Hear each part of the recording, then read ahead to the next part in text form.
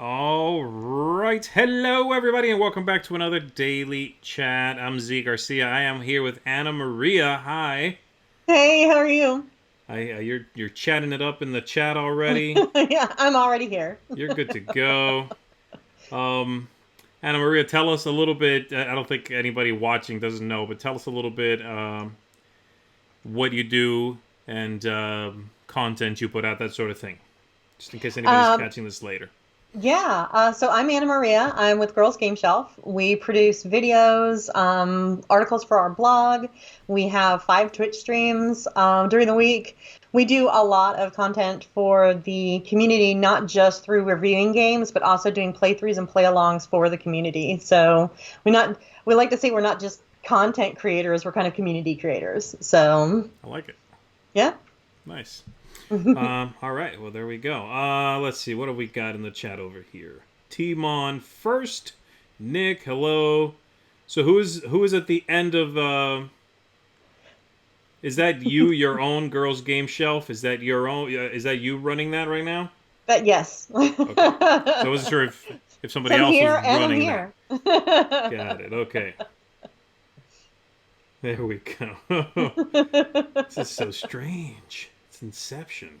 It really is, yeah. And I've loved since we do so much Twitch streaming, watching myself with a 15-second delays kind of become normal. So Really? Oh yeah. gosh, I couldn't. No way. Yeah, whenever I've got something going on like that, I'll take the whatever window we're doing, whether it be Zoom or Skype or whatever, and I'll put that over the footage so I can still So you see the can't see it. comments but hide the footage. It drives me insane otherwise. No way. I get it. I'm not much of a multitasker, I think, at the end of the day. I like to focus on whatever I'm doing and not, I'm not someone who is sort of taking in music and doing, writing and watching a movie. I can't do it. I pay attention to none of the three things. Do you know they say though it's actually better it's just marginally, but you're marginally faster if you actually just focus on one task Hmm. and then move to the next one. There's been studies and stuff, but Oh, I believe it. I be know that as it may. for me, it's 100% true. I know that for me. I mean, I won't get anything done. And I like to focus on whatever I'm watching or listening to. All right, everybody. Again, if you have any questions for us, please feel free to throw them in there. I saw a comment early on that somebody was watching my puzzle craziness. That just seems so cool. I love that's like a way to promote the game, but also it's a puzzle and it's something you can do. So Yeah. that just seems really, really neat. Well, yeah, they meant for us to put it together. They said we could do whatever we wanted to, actually. But Yeah. one of the ideas was put it together on stream, have the audience help you, which they definitely did. And then after it's done, there's a clue or a little hint as to what the game's going to be, or a little something about the upcoming game. So once it was done, we then flipped it over, and on the back it said a little something in code. So it was neat. It took a while, but everybody, again, like I said, kind of seemed into it. Everybody that stuck around anyway That's seemed into it. awesome. So it was a good time. Something different. Yeah. Oh, we've got tons of questions. All Let's right, let's see. see. All right, hit me. Yeah, let's do this. They're Oh, gonna throw oh, that up. Gator Dave says, Anna Maria, what is the first game you want to play in person with a big group safely? ooh. So when we finally get past the stay-at-home times Yep. and we can get together as a large group, I want to play just some bizarre party game. Wavelength would be fantastic with a couple Yeah. of large groups on either side and then folks just kind of participating as well. I think that would be super fun.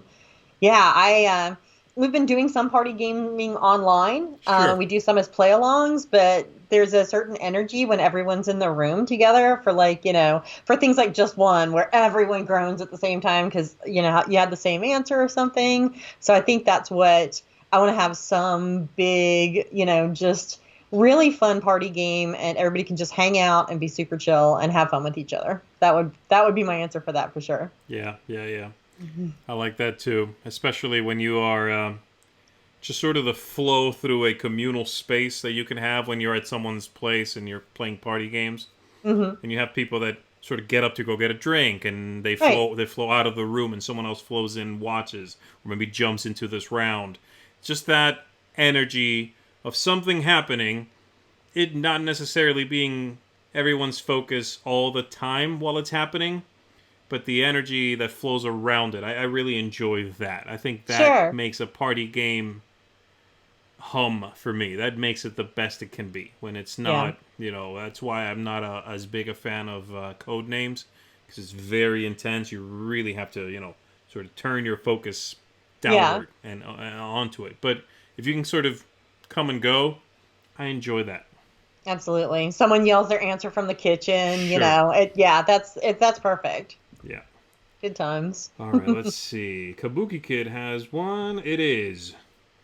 What is a favorite childhood game? What game was the one that drew you into the modern hobby? So two things: favorite childhood game, and what got you into the modern hobby.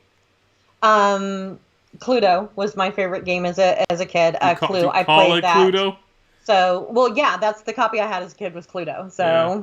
So, but yeah, that was the one. I mean, it got to the point where people wouldn't play with me anymore because I was a fanatic about it. So, I still like deduction games a ton because of that game. So, probably one of my favorite genres. I'm not kidding anybody. They're all my favorite genre, but I do really still enjoy that one.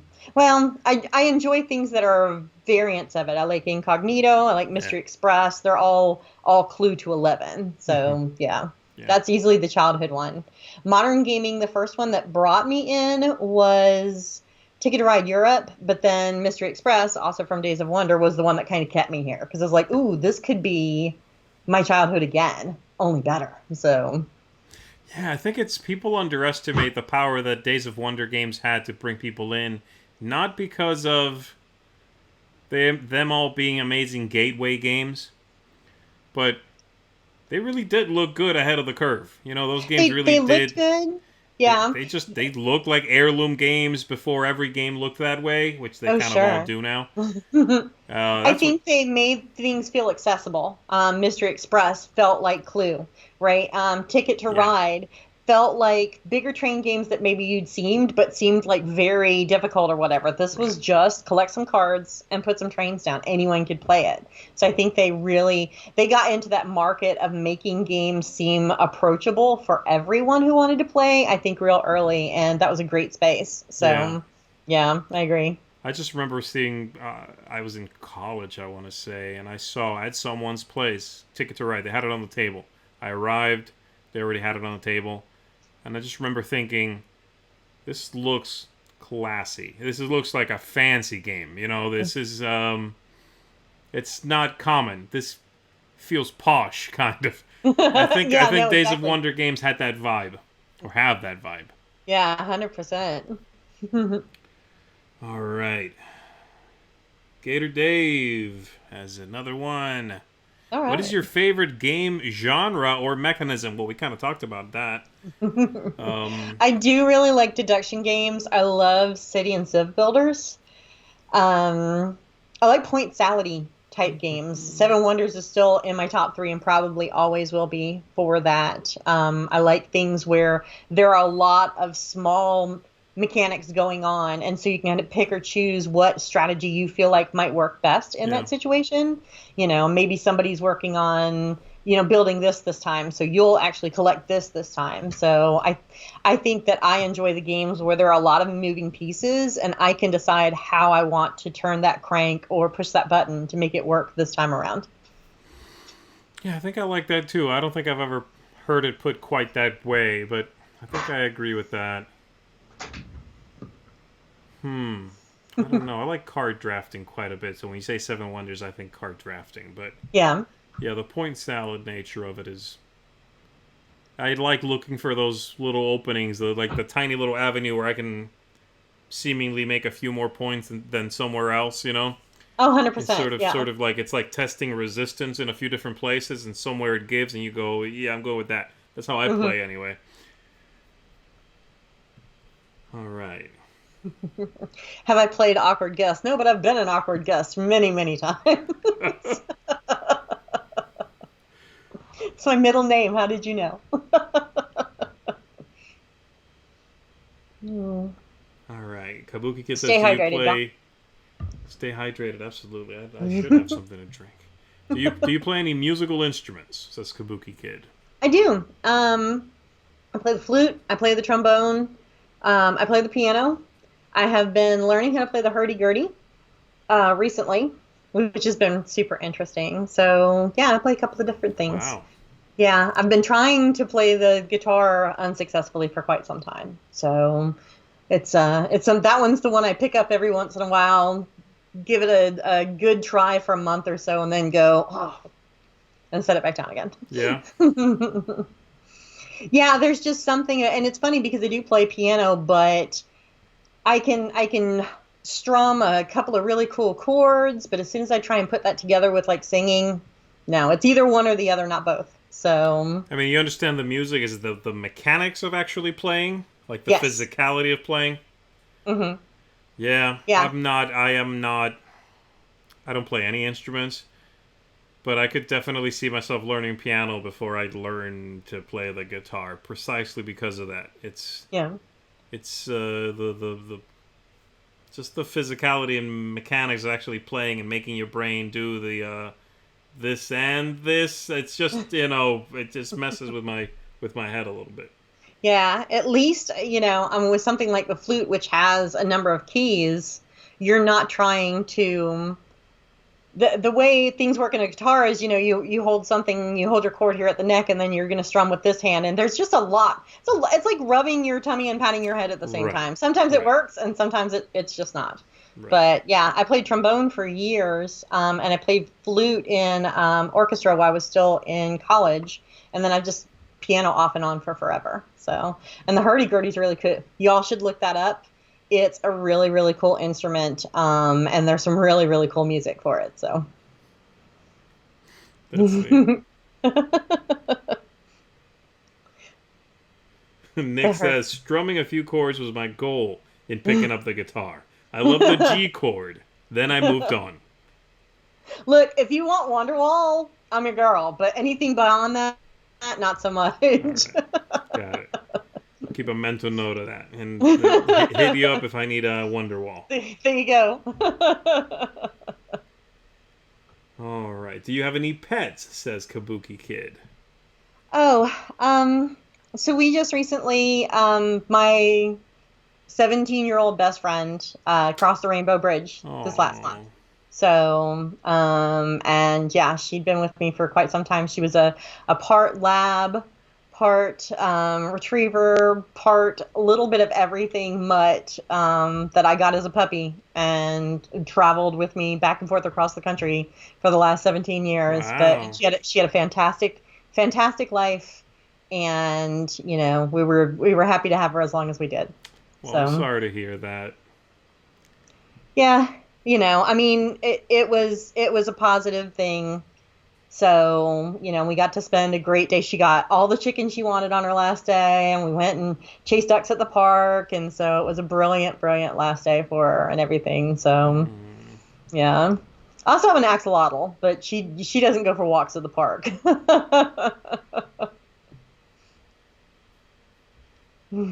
So, time to slightly off the beaten path pets. Yes. Slightly off the beaten path musical instruments.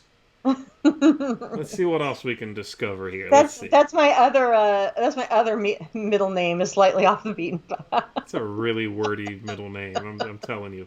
You've seen what name I'm already blessed with. So. There is nothing pithy about your entire name.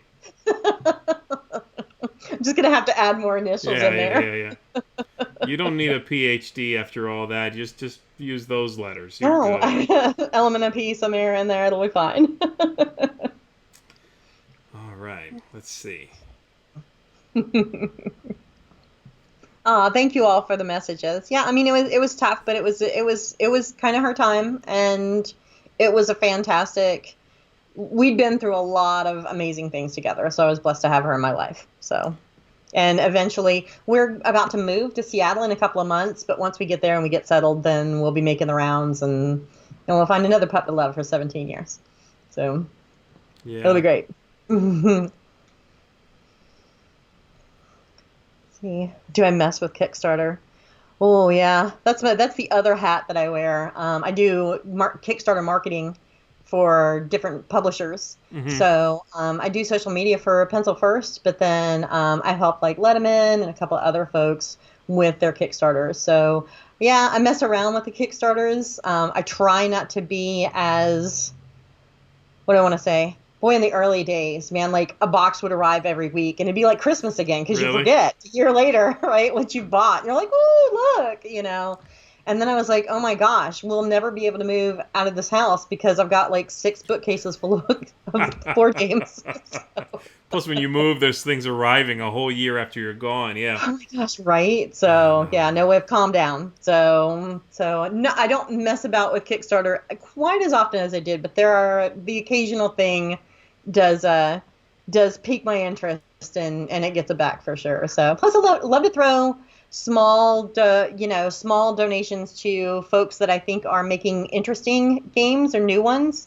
Maybe either Yeah. I don't need to have it necessarily in my house or whatever, but those dollar backs on Kickstarters really help folks out. And it's a good way to kind of show that maybe you don't have the lolly right now or just don't have the room, but it's a good way to show the designer, yes, I'm interested in what you're doing and I want to see more. So I do a lot of that. Yeah. Yeah. I agree.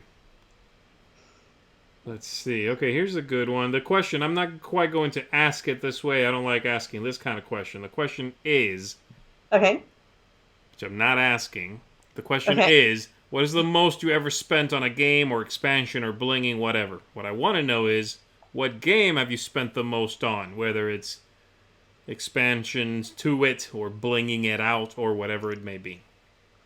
I think I'm gonna have to go back to Seven Wonders. Actually, I have the insert for the original box that fits all the expansions in Yep, it. I got The that. Yep. box itself weighs like 14 pounds now. I could kill someone with it. Mm-hmm. I have all metal coins in there. Yep. All the cardboard bits are upgraded. I usually am not. If you follow our channel, Benita's like our bling goddess. She's the one who really kits everything out. That's usually not me, but that one, it was worth it just for the amount of time I spent playing it. So it's yeah. If you can buy something for Seven Wonders, it's probably in there. So you have the the blinged out cardboard. What is that? So, somebody was 3D printing like the piece stands and everything like that. Really? Yeah. Mm-hmm. Wow. So, I'll send That's you a link after this. that's You can wild do because so too. I've got the insert. I forget which one. It's a lovely insert. It is Yeah. absolutely beautiful. I don't remember the maker. Go 7 Gaming maybe. I forget. But I've got that. I've got the coins, the metal coins for 7 Wonders. I have and again, I don't do that either a lot. I don't really upgrade my games too much, but the one thing I love doing is coins, upgrading coins to metal coins. They're just completely satisfactory. I love that. So I've actually got those same metal coins in 7 Wonders and in 7 Wonders Duel because they're the same. So I've got some Yeah. coins in there. I've got most of the game content in there as well, just about everything. But just the cardboard. I mean, I didn't even. Yeah. Plus, I wouldn't know where it would fit. Honestly, that box is full to the gills. It's efficient, right? Yeah, yeah, I yeah. love that. So I don't, I don't think I can 3D print a single thing for that game and put it in there.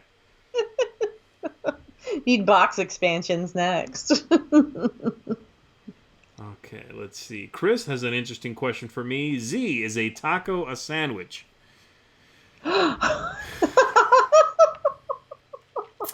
Chris, I need your input on this, AnnaMaria. I don't know. yes, it absolutely is a I'm, sandwich. You should tell Chris that a taco is a sandwich. You should say yes, it is. I'm gonna say no. It's not. I don't No, think. Z. Oh no, I gotta click off. Bye. Is a taco a sandwich? What? What? Is this something you're invested in? What's going on? So during the Dice Tower Con back in February, gosh, was it February or I did March? not. I wasn't expecting a story. I'm sorry. Go ahead. I'll Go make ahead. it short. No, We no, were no. I playing. just thought I wasn't expecting that this goofy question had a story tied to it. That's all. It's just so fun that you picked up on that because it's become like a girls' game shelf thing. Oh, There was okay. Okay. one of the wavelength questions. One of the clues for not a sandwich or a sandwich was eggs Benedict. One team said it was more, and one team said it was less. Sure. It caused more consternation in the audience than literally anything else we said the entire weekend. Like, there were people heavily invested in what a sandwich consists of. And so since then, Chris in particular has been insisting that we talk about, like, is a calzone a sandwich, just a taco. So, and I did say one night that I thought a taco was a sandwich because it's folded in half. You stick it in your mouth, and yeah, that. So, Gosh. Taco's a sandwich, Chris. I'm never gonna let that go, man. Huh. I'm gonna have to look. I cannot believe you're making me, after this stream is over, look up the definition of a sandwich. I'm gonna have to look up the definition of a sandwich. Oh, I think Monique may be in the chat, and if so, she'll actually, because it went up on our main page, the definition of a sandwich, so people knew that an open-faced sandwich could be classified as anything that was under this heading. So. Oh, jeez, yeah, at that very point, important. Yeah. All right, William has a question here. Do you like solo gaming? I come from a video game background. I used to play Counter-Strike competitively for East Coast for years. So if I'm going to play a solo game, it's probably going to be a video game. There haven't been a whole lot of solo table experiences. Part of it's just because I don't like picking up and putting games away that much. I like when someone else is available to do that. That makes me sound so lazy, but it's kind of true. So if it's a solo game, now I will play a lot of board games in app form for that reason. Right. So because I don't have to set the whole thing up or put it away afterwards. So there are a couple of apps that I do play. I love in particular the Twilight Struggle app because the AI is fantastic and very challenging. And Twilight Struggle is kind of a bear to set everything up and then put it back away. And on the phone, I can just go bye and I'm done. Right. So, yeah, so I would say the vast, so yes, but the vast majority of it is done in app form. Yeah, the only time I do it pretty much is when it's a smaller game, when I don't, I don't want to fire up a video game and play 20 minutes. But I can do that with a little card game or something. So my solitaire gaming tends to be pretty short amount of time, not something sprawling on the table. I know a lot of folks like to play, Gloomhaven solitaire, and I just can't get into that. So for that, I will go to a video game. If I have to do that much manipulation for that period of time, I'll just go play a video game. I could definitely see the appeal, but for me personally, I want to be done and I want things to be neat afterwards. Oh, we've started the sandwich talk here. If a Hot Pocket is a sandwich, then a burrito is a sandwich. Absolutely. Calzone's a sandwich. If you take a piece of a New York slice, you fold it in half in your hand like you're supposed to, you've got a sandwich. This is crazy. It's a pizza sandwich. No. No. This is an insane debate. Z, what's your favorite type of sandwich?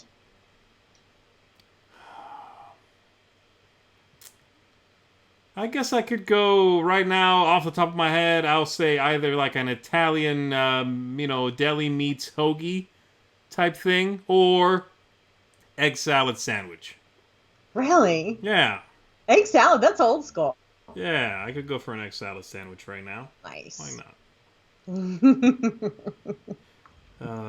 All right, let's see. Let's find something interesting. Counter-Strike the board game confirmed. No. Whoever said it, if you want to, I'll design it with you. DM me. That sounds great. It'll mostly be about people not successfully rescuing the hostages, but it's fine. Somebody's asking, is an Oreo a sandwich? And then somebody answered, on what planet is an Oreo not a sandwich? Of course it's a sandwich. Yes. BLT with bacon. Sir, I love you. It's some really good thing. Gosh, y'all are making me hungry. No. I love egg salad and tuna salad. I do too. I'm assuming tuna salad's good. I think that's Ellen. I'm guessing that's Ellen. Soup is a sandwich. No. If you dip bread in it. Maybe. Oh. Oh. Because an Italian dip, right? You've got gravy on that, which is kind of soupy. What about a bread So, bowl? oh yeah, Like a once you have a bread bread bowl, bowl, with some clam chowder in there. Is that a sandwich? there you go. It's a clam chowder sandwich. Oh, I'm sorry I broke your show, man. you broke my brain. All right, here's a question from Board Game Barrage. What do Uh-oh. you both think about Oink Games, the publisher, and their games? You know these, yes? Oink Games? Name some. Okay, so they've got the little they do all the tiny little box games. Oh, the little bubblegum box games. Yeah. Not those. Those are like really tiny. The Oink games are the ones that do a fake artist goes to New York, Oh Deep yeah, Sea yeah. Adventure, Those are good. Insider. Those little I, sort of like monochromatic. yeah, yeah, yeah.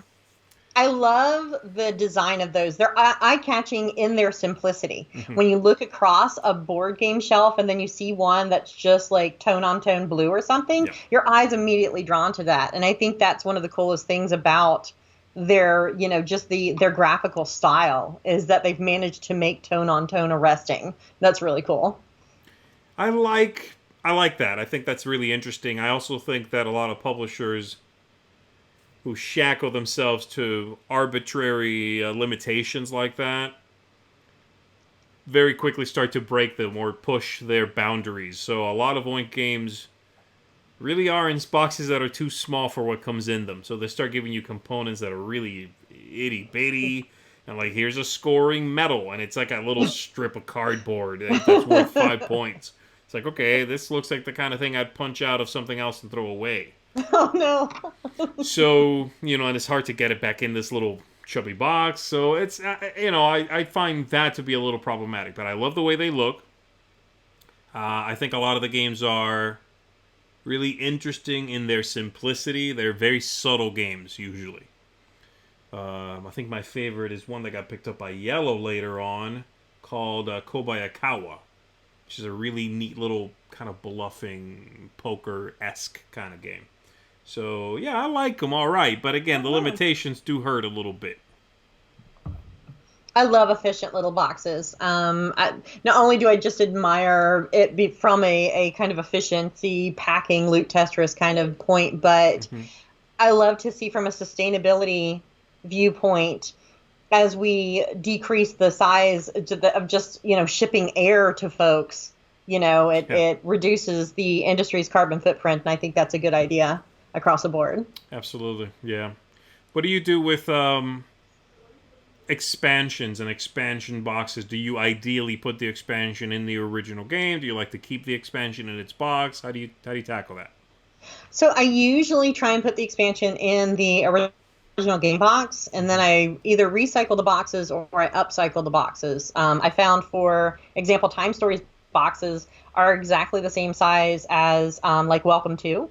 So a couple of those are what now house my expansions to Welcome To. I just basically made a graphic and slapped it over the old Time Stories box, and now all my Welcome To stuff sits in equal, beautifully sized boxes, but they're actually expansion boxes for another game. Yeah, I like that. Neat. Yeah, I'd like to try to have everything in the same box if at all possible also, to have the original game and the expansions in the same container. It reduces shelf space as well, so that's definitely a consideration. And that way when you grab things out, it's all there, and you don't have to go hunt for the small box that has the 3 extra cards that you need for that. Yeah, and that drives me bananas. Yeah. All right, let's see. All right. Monique, I'm not singing hairdresser. A bathroom closet where I keep expansion boxes. That's really interesting. Huh. I've also heard of folks that use them as art, which I think is really cool, because you can just like stick a little one of those command strips on the back and pop it on the wall, and then you've got cool art for your board game space, and you don't have to do anything. That's fantastic. I love that. That's so efficient. Yeah, absolutely. I mean, for that kind of thing, I ideally use the original game box, I guess, and just keep the game in the expansion box if they're the same size. Yeah. But it is neat. It is. I like doing that as well. I had one game where there was a drawing on the inside of the lid, so I had that on the wall. It obviously turned around, but yeah. That's cool. I like that.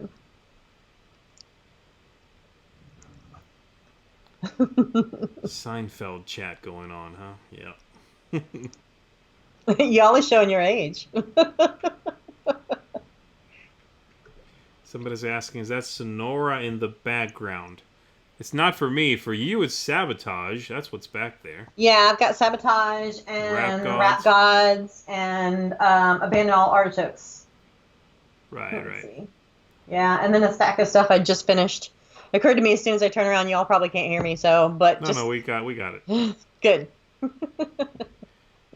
And Andrea Dobson just subscribed to our channel. Hello, Andrea. Welcome. Welcome. Thank you. That's awesome.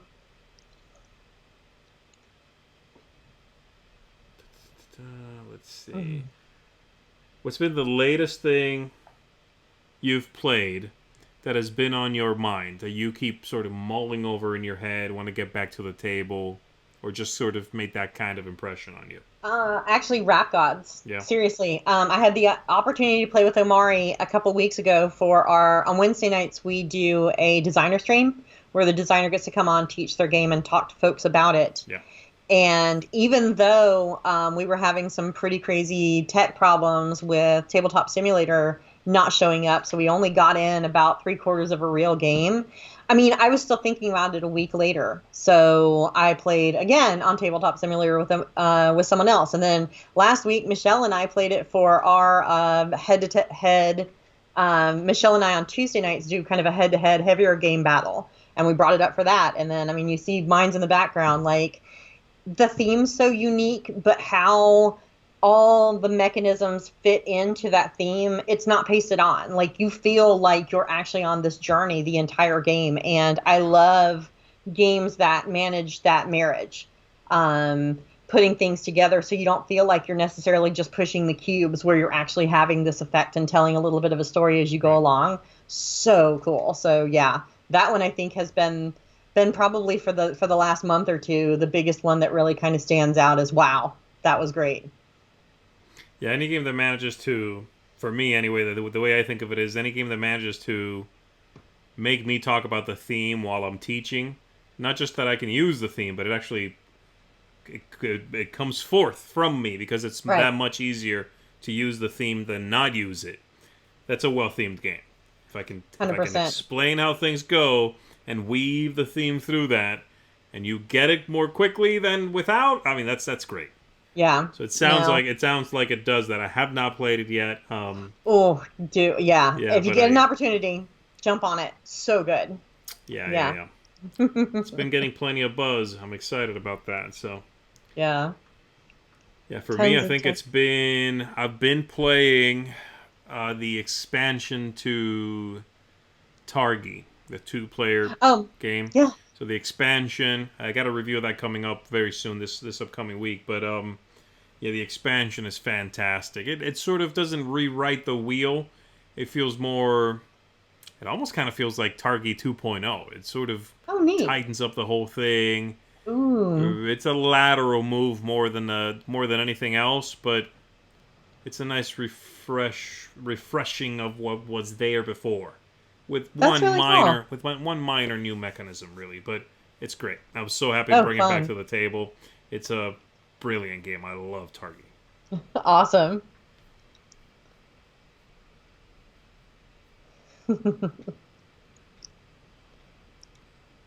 I love some of the questions in here are fantastic. Y'all are so creative.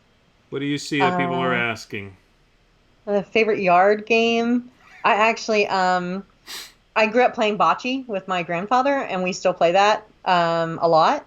So it's the short answer is, if you think of horseshoes, but you play it with a tiny little ball that someone tosses out, and then you have to use the large balls to get them close to the tiny ball. It's a old Italian yard game. See, and it's very, very competitive because not only you're trying to get the balls next to the tiny ball, you're trying to knock everybody else's balls out of the bocce ball court. And so most of the time, most people play it. They're not even bothering with the piccolina. They're just trying to hit everybody else and get them off the court. So that's probably my favorite yard game. Yeah. And I'm old enough to remember lawn darts, and that was kind of cool too. So, but good old lawn darts, yeah. Right. Do they not make that anymore? No, it's not safe enough, I guess. Right, that's the deal.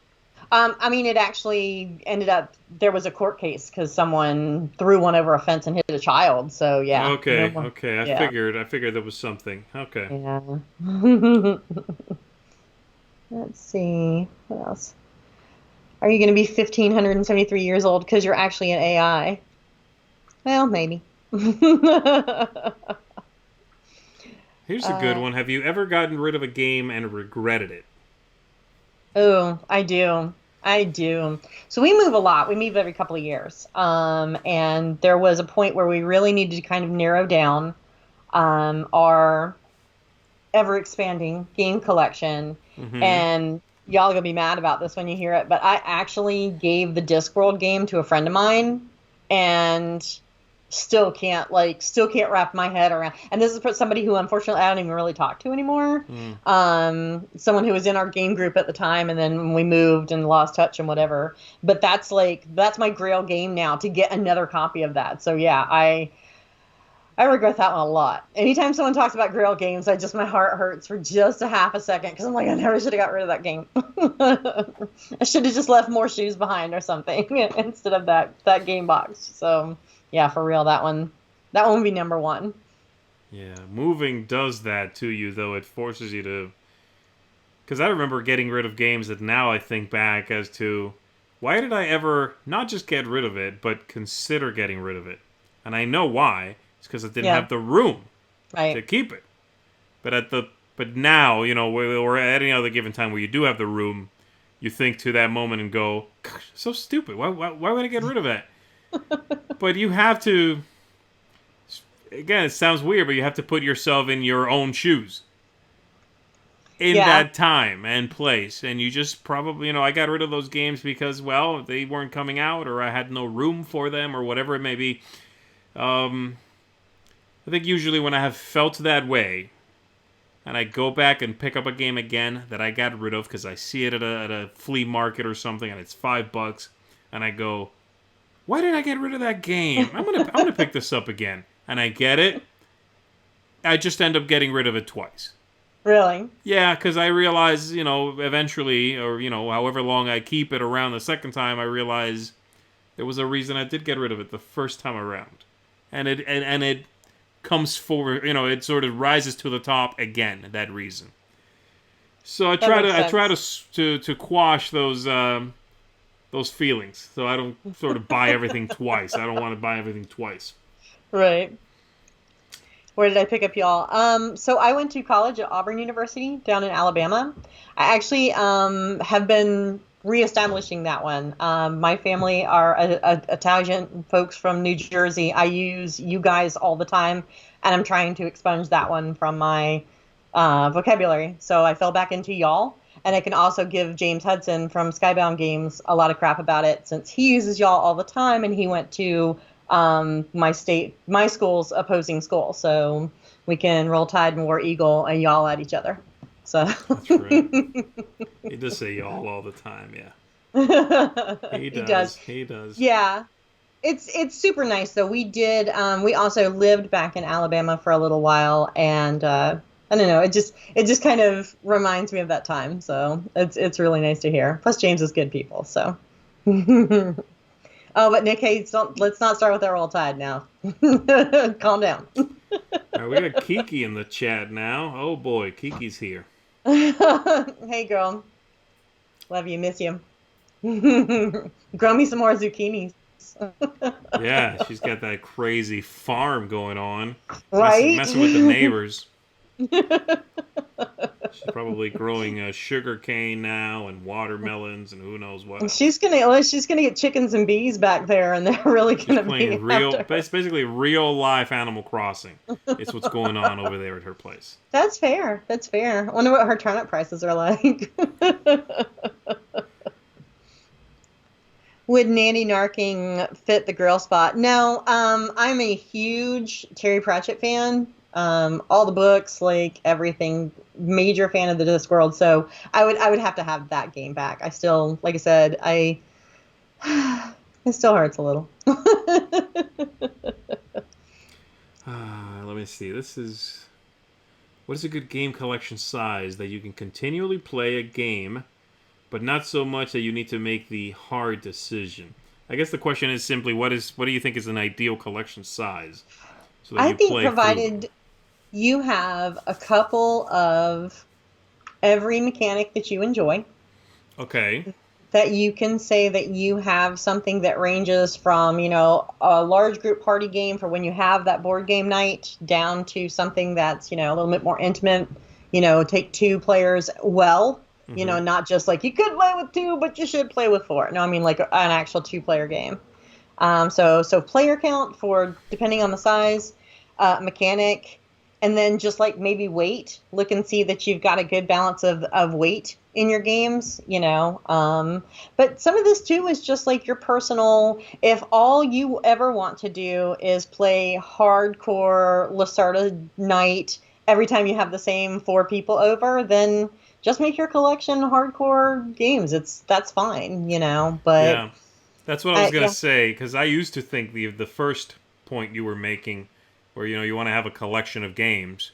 I don't like calling it a collection of games, first of all, but I do because it's colloquially called that. But because I don't think I collect games, it might seem weird to people who look at my collection and go, "You got like 400 games. You collect games," but I don't call it that because that implies A, that they're pristine and being kept, which I try to do that, but I also don't make that the first priority. I want to play them, not collect them. And it Yeah. also implies that I would keep something lesser just because it completes a collection, which I don't want Gotcha. to do that. But that used to be my original idea. To have one cooperative game for two players, one cooperative game that plays six, and have a card drafting game or two. Have a heavy game, a light game. At the end of the day, I like cooperative games a little more than the next game, whatever that may be. So I can have more of them. I don't care. Have, like you said, have what you like. Yeah, you can have a game to show to people if they happen to come by and they don't play games. Sure, but don't keep a game that you don't like because it fills a spot for I don't know, worker placement, but you hate worker placement. Don't keep it. Don't do that. It is, That's what I it think. is, no, it's your collection. I think when it comes down to it, for me personally, Mm-hmm. I like playing with people. So I will sometimes keep something that maybe I don't necessarily love, but when there's the right group and it totally clicks, I'll Right. play it every time. So for me, the curation of the collection is based on getting people together. So the last 4 months has been very hard. Yeah. Yeah. Yeah. Right. Right. No, that's interesting too. Absolutely, that makes sense too. Yeah, I do a lot of list making, so I'm always, if I just have some time, I'll pull out a pad and a sheet of paper and I'll write like these are games I would play with this friend of mine who doesn't play games, if in a hypothetical scenario. So I'll list those games. And so a part of me also does that thing, that juggling of keeping a game just because hey, what if I play with so and so? Probably won't happen, but what if? I like that. What is your My favorite favorite type types of of pepper, pepper? Yeah, I was gonna read that too. Okay. shishito, and habanero. Yeah. So there you go. Fire hot. Yeah, I really enjoy spicy food. Well, I mean, I enjoy spicy food. My partner and my bestie Benita like food that blows the top of your head off. So Really? Yes. Because you say So, habanero, that's really hot, right? I mean, yeah, but habanero's that's really hot. nothing compared to what these two. So we usually order takeout when we're all gaming together, and I'll get something that's spicy, and they'll get like the absolute most spicy they possibly can, and just the smell of it like makes me cry. That's wild. Yeah. Wow. Yeah, I Yeah. like a hint of hot, but that's way too much for me. Oh, for Tessa asked, do I allow eating while the games are out? Yeah, I mean, obviously I don't want someone to spill something on the game, but I think games, just like anything else, are for playing and for enjoying and for having friends over. Obviously, I don't want you to throw ramen across the board, but I also don't think there's anything wrong with enjoying your favorite beverage or whatever it is while you're playing a game. If an accident's going to happen, it's going to happen no matter what anyhow. Have fun, you know. I also learned though, if you like snacks that make your fingers, like Doritos or hot Cheetos or anything else, use chopsticks. You can pick them up and your fingers don't get dirty. That's from Kaylee Bray. So, and that was one of the best hints about eating while gaming I've ever heard. I was like, yay, no more dirty fingers. So, Chopsticks, that's hmm interesting. yeah, Hmm. I'm telling you. Then your pieces don't have orange dust on them anymore. Right, right, right. I Yeah, like that's it. important. All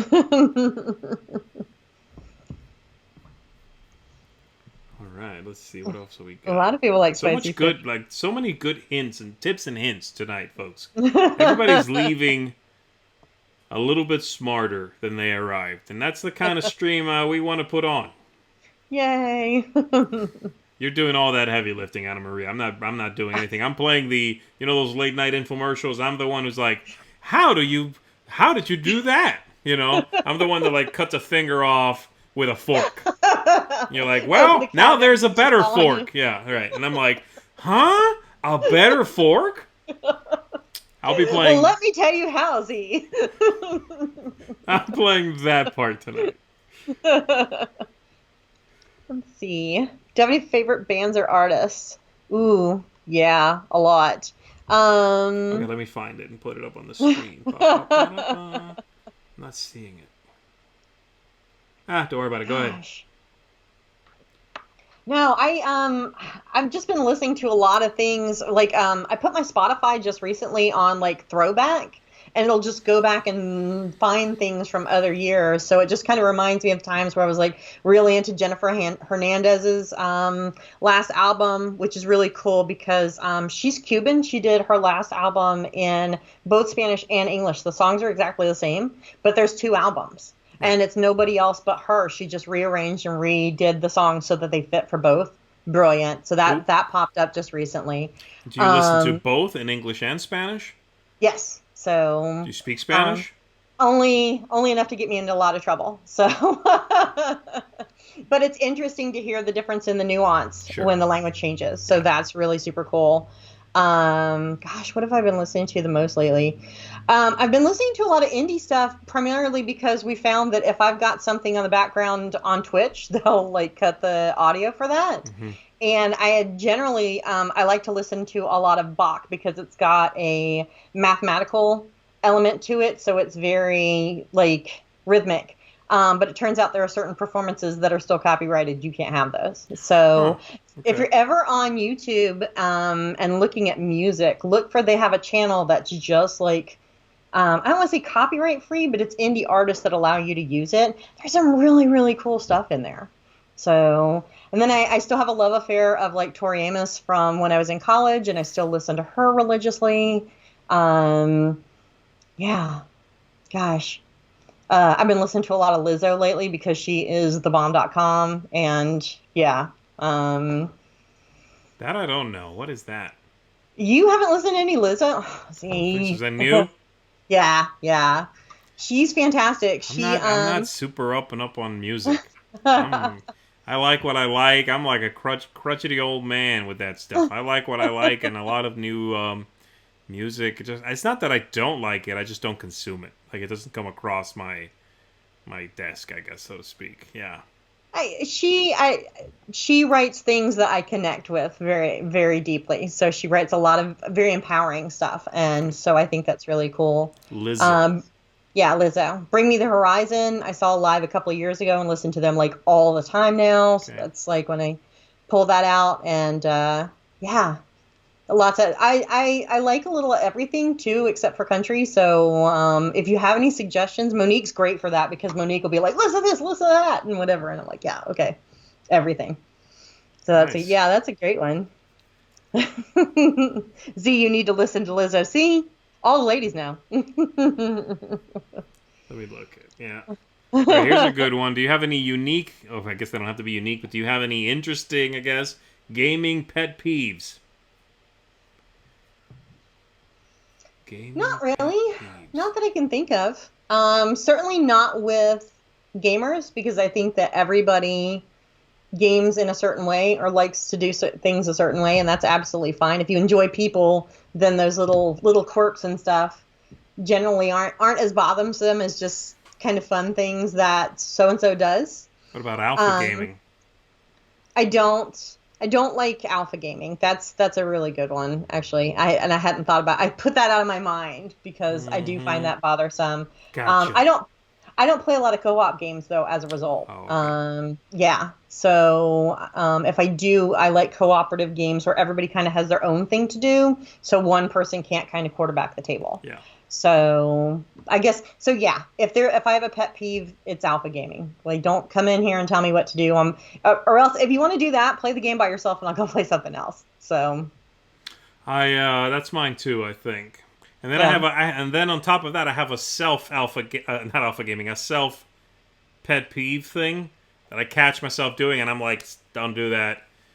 And that is, I want to make sure that everybody, if I'm teaching a game, that everyone knows what's going on. They are comfortable at any given moment. So it's not that I over-explain at the beginning of the game, but I restate rules into the game, like a good amount into the game, enough that I'm like, say something, don't forget you can do this or this. Not a cooperative game, just any old game. Right. And I'm like, I catch myself doing it a little too much, and I'm like, okay, just shut up. They get it. They got it. Stop trying to be. I think it's because I play a lot with non-gamers. So I want to make sure that they don't feel lost and maybe, shy about asking again, feeling like seeming, dumber than the rest of the table. I don't want that. I don't want people to feel that way. So I'll keep restating those things. But when I'm doing it with gamers, I might do it a little too much. That's fair. Self-reflection, baby. That's what it's all about. You gotta self-reflect, folks. Listen to Lizzo and do some self-reflection. That's it. Buy a better knife. 100%. What's the best meeple you've ever seen? What? Best meeple I've ever seen. Oh, actually, Incognito has little, the player pieces have Venetian masks on. They come in pieces. You have to assemble them. Yeah. And, oh my gosh, they're so freaking adorable. That and Oaxaca, by Sarah Reed. All of the meeples are screen printed, and it's a very, like, a Day of the Dead type aesthetic, because it's a Mexican game. They're really gorgeous and well detailed and really, really interesting. I love taking pictures of those in particular, but I've had those out and just like lined them up on my monitor before just to look at. So those are really cool too. That one I haven't seen. I'll have to check that one out. Yeah. Oh, it's neat. What do you got? All-time favorite video game. Oh, y'all. All right. We got another hour. She specifically calls out how I cannot say Fallout 3, because that's always what I say. Fallout 3. That's my favorite game. I got a new one. I'll say a new one. Let's do it. Is it Fallout 4 or New Vegas? No. Actually, New Vegas, I need to get back to it, because New Vegas I played a good amount. And then when I finally got to Vegas, the game glitched out on me. And everybody in town attacked me. Like, it just glitched out. And I couldn't go back. No. So I had to just give up that campaign. I didn't have the previous save. I guess that would work. That is so funny. So I'll have to get back to that one. That glitch was a beast. I've gone back and done New Vegas over and over to do the different endings. Yeah. So that's probably my favorite of the Fallout series. I have a special place in my life for the Half-Life series, all of them, because Half-Life, I think, was the first video game I played that had a legit story, and you weren't just like, you're a dude with a gun, go shoot things. Like, it was like, you're this good, goofy scientist, and something terrible happened. And so that one for sure. Mass Effect, that series made me cry. Mass I mean, Effect it is took me great. days to get through 3 because something would happen. I'm not going to spoil it for y'all, but something would happen and I would have to like leave the computer and just go somewhere and think for a while. So I have so many hours in Civilization. I will not tell you how many hours I have in Civ games because it's shameful. So a lot. I play a lot of video games. I really like them. So, but those in particular, things that are story driven but also have an action element, I think those are probably my favorite. Yeah. I agree with that. I think I don't like frenetic action games. Mm-hmm. They just wear me out. That is, but a good RPG with Yeah. some good action in it. Yeah, sure. I like that. I can enjoy that. You play mostly on PC, I'm guessing. Oh yeah. Yeah, I think for me, my new one, this was something that came up in some of my previous chats, but I finally did finish Marvel's Spider-Man on the PS4. That's done. I finished the main campaign anyway. I got some DLC that was bundled. I'll play that. Yeah. And I have to say, I thought the game was absolutely brilliant. Nice. It's gorgeous.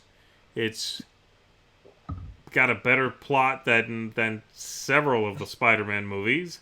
It's very well put together. It's heartfelt. It's really good stuff. Really, really good stuff. I know there's a sequel coming out, but it'll be for a PS5, so I'm not getting that. But it's absolutely one of my favorite new games. I really enjoyed it. All right, there we go. So you said you played, which game was it competitively? Counter-Strike.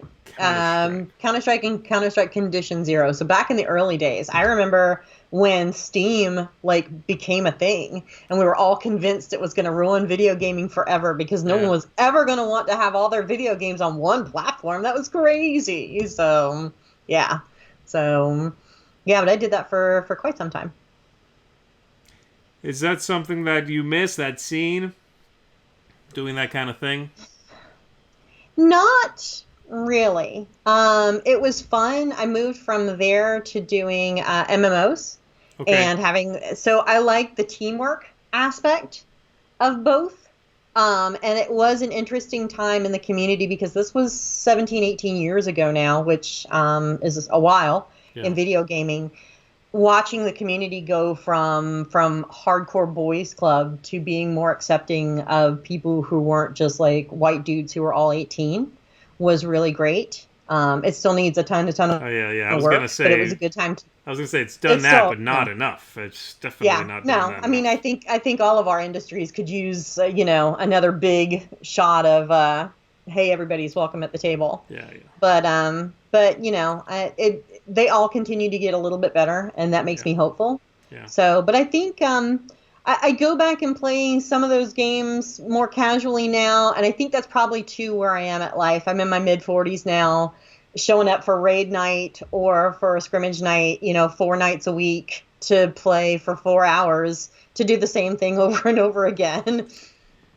Not quite as interesting as it was when I was in my 20s. Right, so. right. It's not the same thing anymore, yep. Yeah. Although now I'll play the same board game a couple times a week. So wait a second. Just traded one thing for another, right? No, right?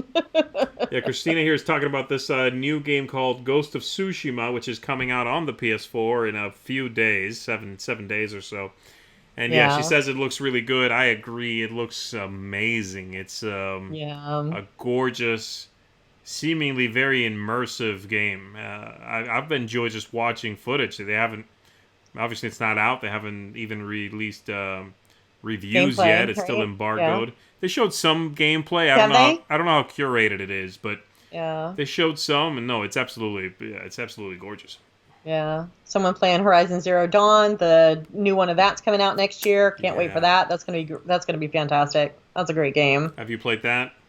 Yeah. Is that available on PC or did you play on a PS4 or something? So with that, most of the time with the stuff that's on the PS4, my partner will do some, and then I will do a lot of the story bits. We kind of have a shared experience that way. Yeah. So in that way, neither of us has to just watch the other. But yeah, that was a great one. Good story, really interesting things going on in it. So yeah, I really like that one too. But I think Horizon Zero Dawn is either now on the PC or coming to PC soon. So okay. Yeah. So if you're a PC gamer, you can hop on that train. All right. Let's see. We are just about out of time here, folks. Any last questions? Anything else that is burning in your minds and you must quench that need to know?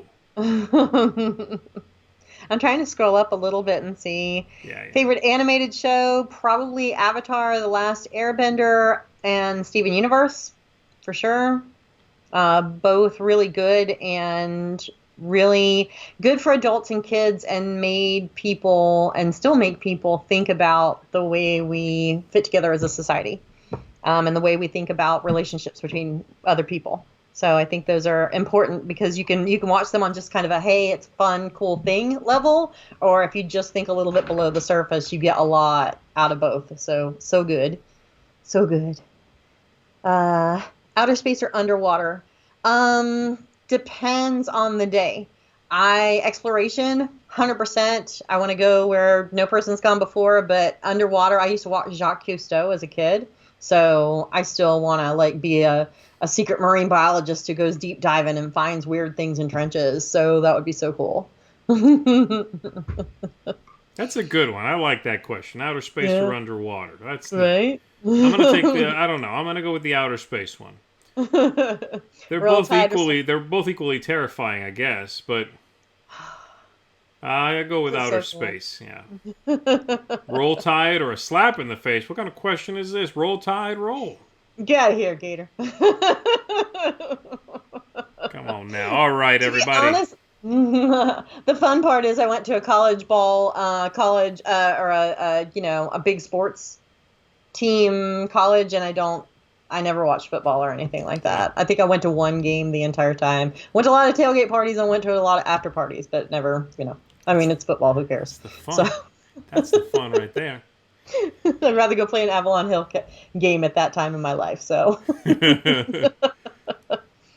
All right, folks. Well, thanks for hanging out with us, everybody. Thank you for the questions. Thanks for making this the best, strangest infomercial ever, I guess. We did learn. Buy now for $19.99. Yeah, for 3 easy payments of $29.99, I will rip this video down and ship it to you. You don't have to get on YouTube ever again. All right, AnnaMaria, thank you so much for hanging out with me and chatting. I appreciate it. Thank you very much. Yeah, this has been a lot of fun. Good. I'm glad to hear it. All right, everybody, we are out of here. We will see you again on the next one. Stay tuned, of course, through the weekend for more content from us. And then next week, I'm going to be playing a live app. On Monday, I'll take over for Tom on Monday for his usual What's Happening. I'm going to be doing it. So I'll be playing Istanbul. Come and hang out with me and check that out. It's great. And lots of other stuff throughout the week. So, without further ado, we're gone. See you guys. Bye. Bye.